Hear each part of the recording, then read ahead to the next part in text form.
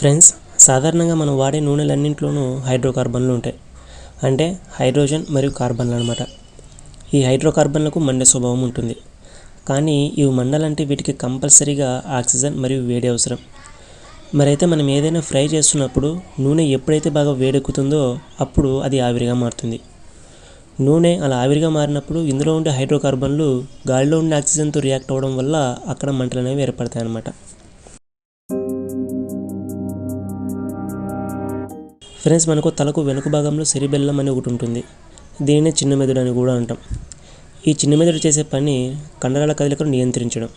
మనం సక్రమంగా నడవగలుగుతున్నామంటే దానికి కారణం ఈ చిన్న మెదడే. అయితే ఈ చిన్న మెదడు ఆల్కహాల్ యొక్క ప్రభావానికి గురైనప్పుడు ఇది కండరాల పనితీరును సరిగా నిర్వర్తించలేకపోతుంది. అందుకనే మద్యం సేవించిన వ్యక్తులు సరిగా నడవలేకపోతుంటారు. సో ఇకంతే ఫ్రెండ్స్ వీడియో గురించి. Thanks for watching.